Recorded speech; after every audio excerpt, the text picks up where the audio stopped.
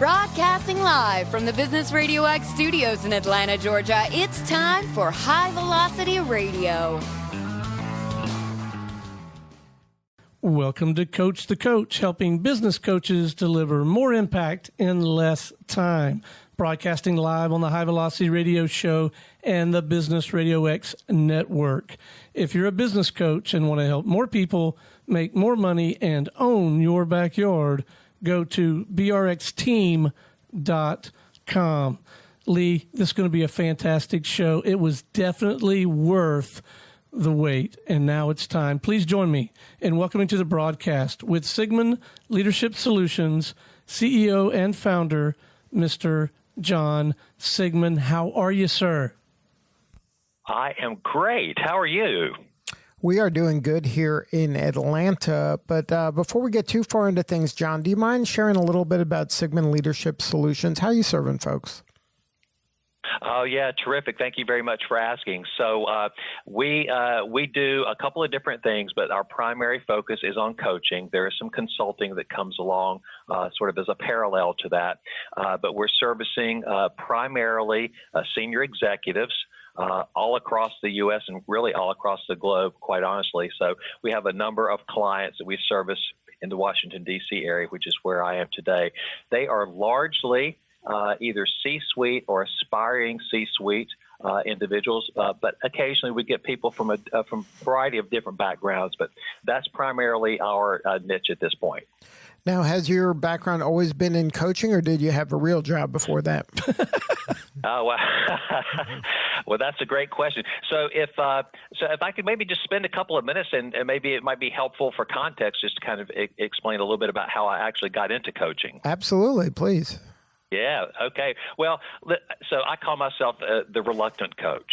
And I actually did have a full-time corporate job for a number of years, and I won't bore you with my entire career history.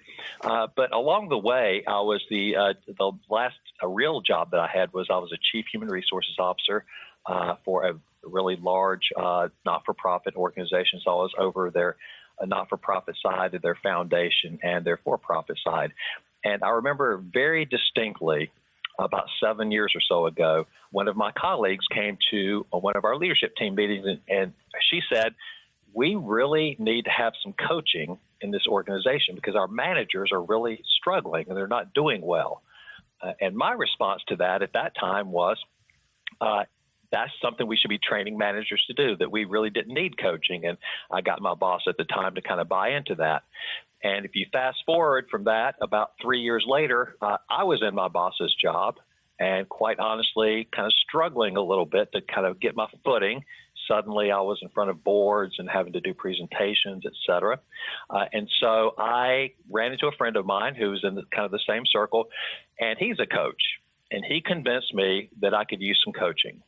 And so I reluctantly kind of enrolled in the coaching program with him. And I was astounded, really, quite literally astounded by the results that I got out of that engagement. And that changed my entire perspective around coaching.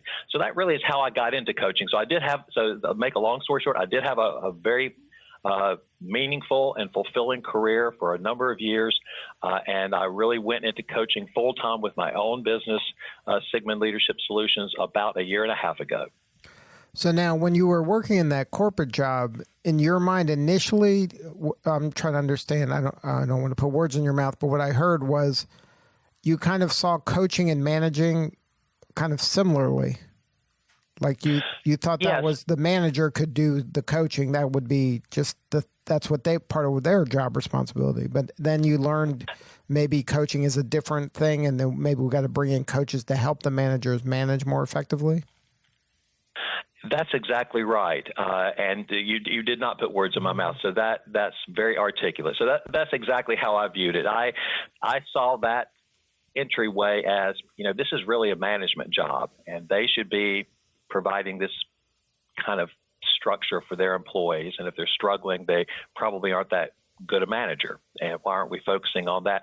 So I was really, in many ways, not anti-coaching, but I was not really a big fan at the time. But as these things go, when it happens to you and you experience it, it's a big difference. Now, was there a certain coaching methodology that you kind of landed on, or just the idea of coaching as in general was what you kind of said, this is what managers need? Yeah, so ironically, so I got, if I can say where I got trained, so I got trained through the Coaches Training Institute. And that's where I got my formal training from. And quite honestly, at the time when I was looking to enroll in coach training, I had a list of criteria, and I had this idea that all kind of coaching methodologies were very similar and were the same. And I found out later that that actually was not true. And so I went through, so that's one methodology that I learned that I put into practice all the time. But after that, subsequent to that, I studied under Marshall Goldsmith in his stakeholder-centered coaching methodology, which is, so I use kind of a blend of both of those. I provide, whatever the coachee presents is where, as you well know, is kind of where I go with it. And sometimes it lends itself to Marshall's methodology, kind of the stakeholder-centered methodology. Other times it lends itself to more of a whole person methodology, looking at the individual, where they are in their life, as including work and their personal life. So now for you, after you left kind of the corporate world and decided to be an entrepreneur, that's like a whole new world, right? Because when you have the support of an organization, that's one thing, but then when you're John Sigmon, Inc., that's another thing. How did that transition go? Well, it was, to be honest with you, it was a little bit rocky. And what you just described was something that, quite honestly, I don't know how I missed it, to tell you the truth, but I just really underestimated the value of having that support and that structure kind of around me. So whereas before I had a whole team of people, and if I needed a stapler or some copy paper or whatever, I just said, yeah, hey, can somebody get me a stapler? And somebody got me a stapler. So now that's all on me. And so it's a little bit of a learning curve to try to learn to juggle all of those things. And I have learned to rely much more heavily on technology in terms of, calendaring and things of that nature. But to be quite truthful about it, it was a little bit of a struggle at first, but I feel like now I've kind of gotten my groove and kind of into the swing of things, and things are running a lot more smoothly. So now when you're working with a client, are you going in with your own kind of Sigmon protocol of how to deal with a client that is kind of leaning on some of the learning that you had from these other coaching groups? Or are you just kind of placing them into the whatever group that's the most appropriate solution for their answer? Yeah, that's a great question. And so what I have done is I've taken the methodologies that I've learned and through the training that I've been through, and this is what I encourage all coaches to do, is I have made it my own, and what I mean by that is it's something that fits with my life experience and who I am as a person and what I can bring to our relationship in working together. But as you know, and as your listeners probably are well aware, it all starts with where the coachee is and what their agenda is. And so that's always my starting point is, what's on your mind? What would you like coaching on? What can I help you with? And kind of go from there with this, wild curiosity and active listening kind of thing. But at the end of the day, I've taken Marshall's work and the work of CTI and other work, that I've come across, and I've made it my own in a way that I feel like is really, really impactful for my clients. Now, are companies bringing you in and saying, hey, John, can you work with Bill? He's we see good things for him, and we need you to coach him up to get ready for kind of the next challenge? Or are they coming in and saying, hey, can you fix Bill? He's not performing that well. Yeah. To be quite truthful about it, I try to stay away from remedial coaching or coaching for performance or behavior. I do, to be quite honest, I have done that before, and it has been reasonably successful. But my take on it is you've got to be really, really clear on that in terms of kind of helping that individual. So I try to steer away from things that might end up looking like employee relations or some sort of HR investigatory kind of thing, because I don't feel like that's good for me. It's not good for the coachee, and it's really not good for the coaching profession. But having said all of that, I have taken a case or two like that from time to time. But primarily, it's for the primary clientele that I see are people who are preparing to move up, or they have just moved up, and they need that extra something, that extra oomph that they need in front of the board or in front of the new CEO, or to help get them prepared to step into a new role. And so kind of helping them move and, achieve their wildest ambitions. That's really kind of the point of view that I'm coming from. Now, are they finding you individually, or is the organization kind of identifying them for you? I'm in a little bit of a unique circumstance, because when, unbeknownst to me, for the last, 15 years or so, I have really and I didn't know I was doing this at the time. I've carefully cultivated a pretty broad and deep network. And so when I decided to go out on my own, I contacted a handful of people that I really trusted out of my network to let them know what I was planning to do. And from there, really, the business has just sort of grown from that. And so I get a lot. I don't have a lot of arrangements with companies. I do have a couple. And from time to time, they will say, we've got this group, or we got this individual, we have this team that we want some work done with. But mostly it's individuals either from my network or who have been referred from my network who are seeking out some additional help. Now, are you doing work kind of individually, sometimes in person, or are you doing kind of groups of people at a time? That. Right now, a lot of what I do is face-to-face. And so a lot of the corporate clients that I have, particularly those individuals who are in the C-suite, I haven't really put my finger on it quite yet exactly the why, but they want to see me in person. So maybe some of it is they feel like they're getting more value for their money, et cetera. So about 60% is face-to-face. And I do have some clients overseas, and clearly those are all. I usually do those all by video conference if I can. Occasionally I'll do over the phone, but that's not that often. I really since everything has kind of gotten a lot easier with using Zoom and some of the other video technologies, it's just made life a lot simpler, I think. And so mostly face to face. The next on the list would be video, and then finally just phone. Now, when you're doing this kind of work, can you share a success story where you were able to, you don't obviously mention the person's name, but maybe the challenge that they were having, and then you were able to work with them for a period of time, and then they were able to get an outcome? Can you kind of recap? Sure, yeah. Absolutely. So I had, I'll give you a couple of different flavors for this. So one of my, when I first started my business, one of the first clients that I had was someone who worked for a staffing firm. She was a headhunter, and she worked for a large recruiting firm. And she was just, she was not fulfilled, right? It was one of those circumstances where she presented herself and said, I'm just stuck. I don't really know which direction I want to go in. I don't really like what I'm doing, but I could continue to do it forever if I wanted to, but I'm not sure what I want to do. And so that really was this holistic kind of coaching platform, and we helped explore her values, the things that were important to her, helped her develop some different perspectives on her life and her career. And when we got toward the end of the engagement a little bit, she made a pretty dramatic decision to leave the organization she was working for, and she started her own business, which is actually thriving.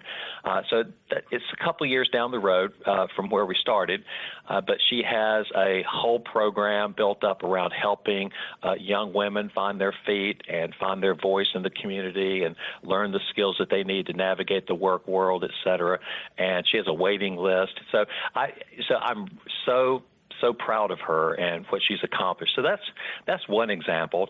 I have the other example I'll give you real quickly is I had an association executive who came to me, and he was sort of stuck as well. Didn't quite know exactly what he wanted to do and how he wanted to proceed. He enjoyed his work and liked what he was doing, but again, kind of felt stuck, wasn't sure, just the kind of a disconnect. And so fast forward a little bit. So what happened with him was he made a decision that he was going to enroll at the London School of Economics to learn a lot more about how the EU worked, and that influenced his association work. And now he's moved up within his organization, and he's very, very happy. And he's also the president of a volunteer association of kind of weird to say, association leaders. So it's other association leaders that he's the president of, and so we stay in touch, and all of those things for the coach. For me, first of all, those stories are very, very fulfilling. They don't all end up with nice bows on them like that, but they all have nice tails to them. So from a business development perspective, that helps my business with, additional referrals, et cetera. And so, I've gotten a lot of really powerful and positive testimonials, which lets me know that I'm on the right path. If you're just joining us, you're listening to Coach the Coach, helping business coaches deliver more impact in less time. Our guest today, John Sigmon, CEO and founder of Sigmon Leadership Solutions. If you're a business coach and want to help more people make more money and own your backyard, go to brxteam.com. John, Stone Payton here with Business Radio X. I have been listening intently to your conversation with Lee. I have a couple of observations.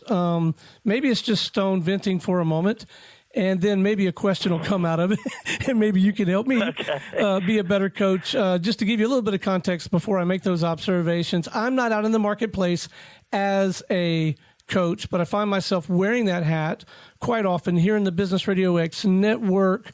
I am the person who will try to help new studio partners kind of get off the ground, and I'm the sounding board and sometimes the conduit to new information. And it's my responsibility, to the degree I can, to try to help coach, mentor, and lead these business people who are running Business Radio X studios around the country. My first observation, back when I did have something akin to a real job, it's been quite some time, it was in the training and development industry. And I kind of thought of this when you and Lee were talking about the manager's responsibility.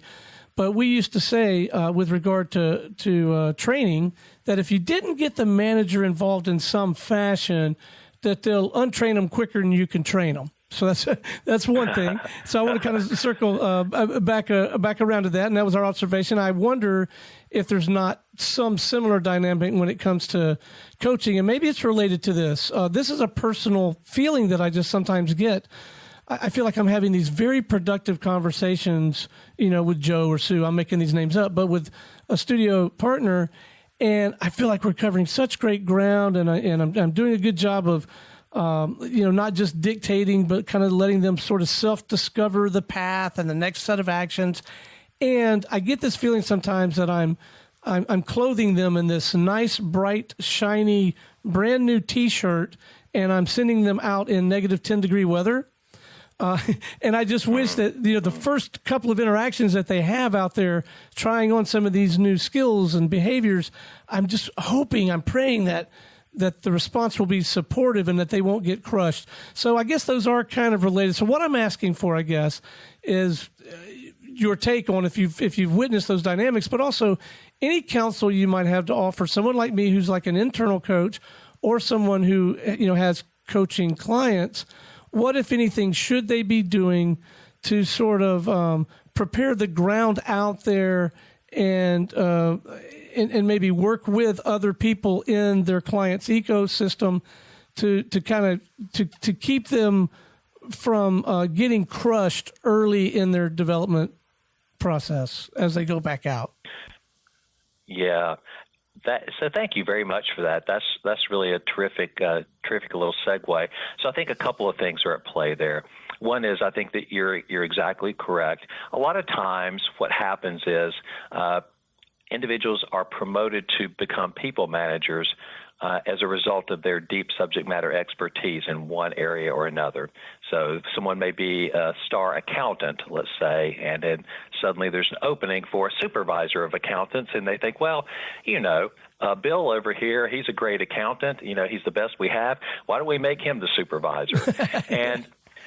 And so, and that happens, that happens a lot more often than people think. And there's not, and maybe Bill's had supervisory experience, maybe he hasn't.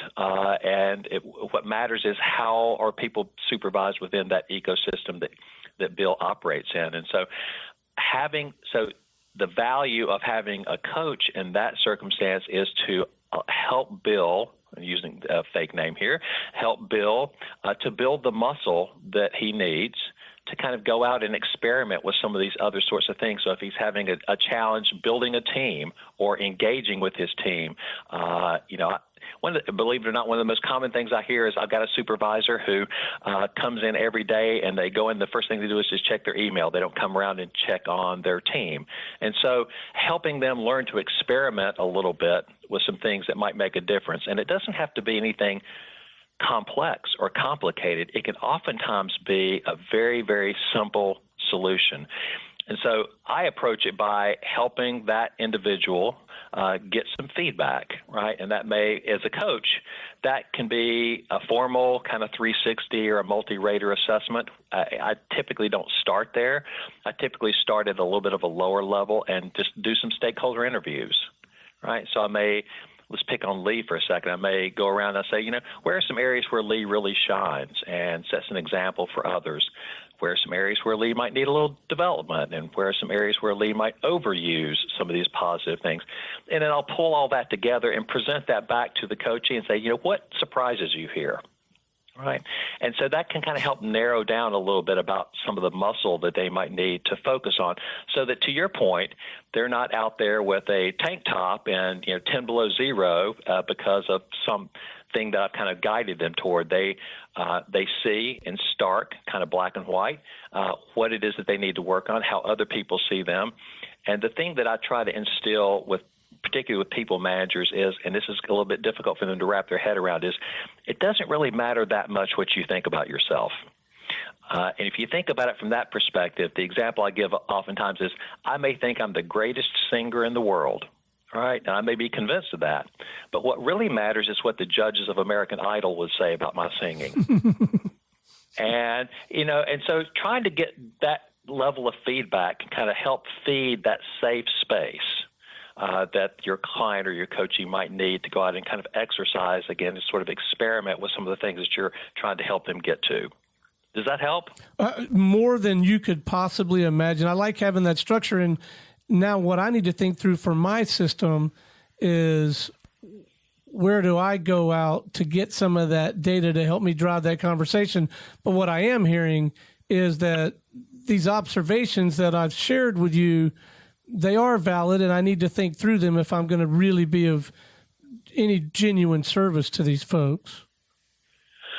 Right. And to kind of close the loop on that, again, ask the coachee, who are some people that we should be talking to? And if I was talking to you about it, I would say, don't give me all the people who are going to say everything nice about you. Give me some people that you have some run-ins with, that you have some issues that you rub elbows with from time to time, and let's have a conversation. And so I pull all that data together and kind of sanitize it. And so on one side of the paper, there's all what I call the bright spots, all the wonderful things that you do, and on the other side or another piece of paper is the opportunities, right? And so what surprises you there? And then you can kind of go back out to the people who are your stakeholders and say, I've gotten this information.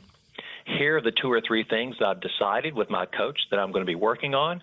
And here's what I'd like to have from you. Can you let me know when I'm being annoying, or when I'm micromanaging you, or when I'm kind of so whatever the it is, you ask for their help and ask to kind of get their feedback on a kind of what you might call a feed-forward basis. What can I do over the next 3 months or so to help demonstrate that I'm trying to be more collaborative, or I'm trying to be more innovative, or I'm trying to give you more space to do your work, whatever that opportunity is for development. Well, this strikes me as fantastic, spot-on counsel, but you've also I shouldn't say but, I should say and you've also validated another suspicion of mine. This coaching stuff's hard work when you do it right, isn't it? It is, but it's really, as you well know, it's really rewarding. Yeah. I'm kind of a classic introvert. And so for me, after a day of coaching, I really need to recharge my batteries a little bit.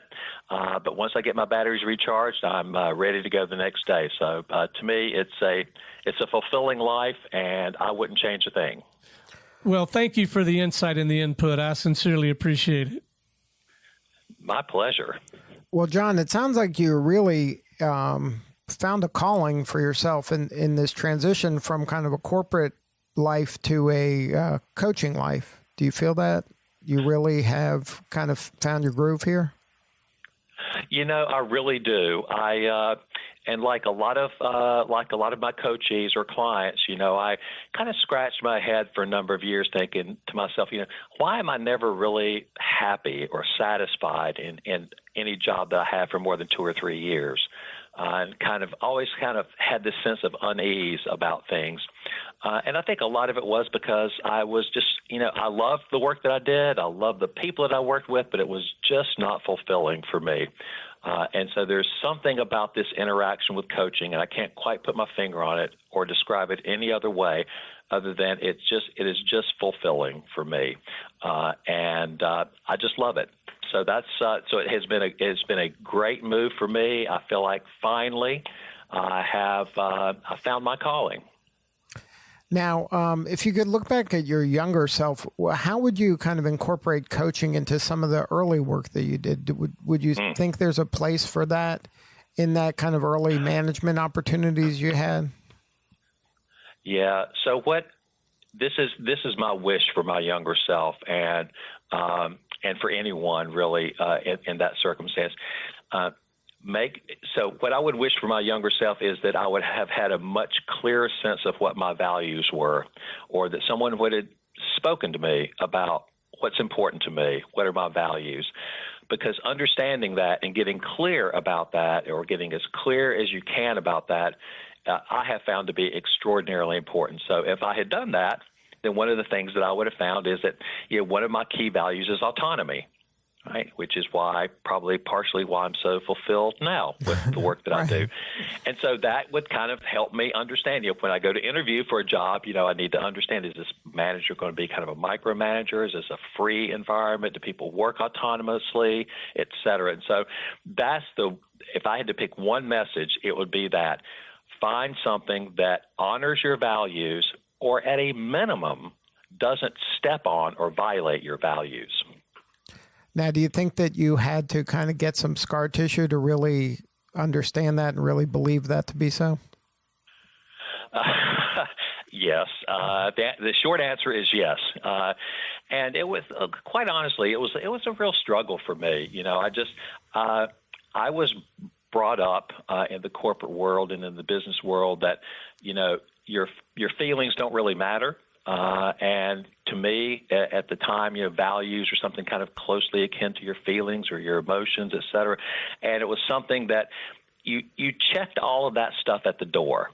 And you came in and you were hard driving, you got results, your shareholders were happy, your board was happy, everybody was happy. And then when you walked out the door, then you could put all that stuff back on and be a real human being. And I have found, at least from my own personal experience and the experience of a lot of my clients and coachees, that is really no way to spend the majority of your life, which, let's face it, during our waking hours, we spend the majority of our life working. And that's got to be fulfilling. And so that's kind of the stake in the ground for me, is making sure that I'm really, really clear about that, and that whatever circumstance I'm in, I can bring, if I choose to, I can bring my full self to that circumstance. And I guess the challenge when you're young is it looks like to everybody else you're following a path and are successful and everything is going your way, but when in actuality you might be frustrated or struggling in some areas. And that the right answer is to kind of escape that rat race of the, climbing the corporate ladder and just finding your own path. Exactly. And, I think there's a lot of truth to that. I think, sort of looking from the outside in, those sorts of things aren't really all that apparent. But just having the time and the space, I think, to explore some of that and having some help with that. And that was what I found when I went into a coaching engagement was, and this probably why I'm so passionate about it today, is the whole values thing. That's where my coach started was, and it was pretty clear after a period of time that, there were a lot of reasons why I was frustrated with my corporate work and the work that I was doing. Again, I was very effective. I was happy doing what I was doing. I was making good money, and I loved the people that I worked with, but there was some gnawing sensation where I just wasn't fulfilled. And there's, to me, there's more to life. There's more to my work life than just being happy and making money, although those things are important. But being fulfilled really is more important than those two things. Right. If you don't have the right why, it's hard to get up every day. But when you have it and you're all aligned, it's pretty easy to get up every day to do the work. Yeah, it really is. And I tell managers all the time, if you can't get some engagement and you can't inspire and be an inspirational leader, then your employees really don't have any reason to get out of bed and come into work every day other than just to get a paycheck and to do what's in front of them. And is that the kind of workforce that you want? Or do you want an inspired workforce that's engaged and ready to come into work every day and bring their full selves to the work that they have in front of them? To me, that's what you want.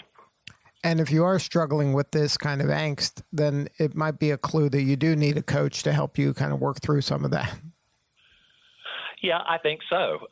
And listen, it's and a lot of people have a difficult time sort of thinking about a coach because they have some sort of they have a different perspective on things. But I think about it, almost everybody can relate to an athletic coach. And an athletic coach, I mean, they don't run the 100-meter dash for you. They train you to do it. They are behind you. They're in your corner. They're pushing you to do more than you believe that you can do yourself, and kind of helping you get out of the starting blocks and get down the track. And so, using metaphors or analogies like that, I think, is really, really useful for helping people kind of overcome their reluctance sometimes to engage with a coach. Right. They look at it as maybe a sign of weakness, and asking for help is not a lot of people's superpower. Yeah. Well, I'm like that as well. And I do think that the tide is starting to turn a little bit. I'm a little cautious, but I do think that you see a lot more. Whereas, a decade ago, coaching was for executives, right? It was somebody, people in the C-suite is there. But now you see a lot more what people are calling democratization of coaching. You see a lot of platforms out there and a lot of organizations providing coaching to anyone who wants to take advantage of that. And so I think in some ways that's really, really good. The concern that I have is that, whenever that happens, you can end up with some questionable actors. Let's say, I was going to say bad actors, but some questionable actors out there with a coach with a little c, I guess, and kind of give the rest of us a bad name. But I think that that's a risk that you'll always take anytime that an industry starts to scale and become more mainstream. Well, John, thank you so much for sharing your story today. If somebody wanted to learn more and have more substantive conversation with you, what's the best coordinates for you? Yeah, so just reach out to me by email, john@sigmonsolutions.com. I am also on LinkedIn.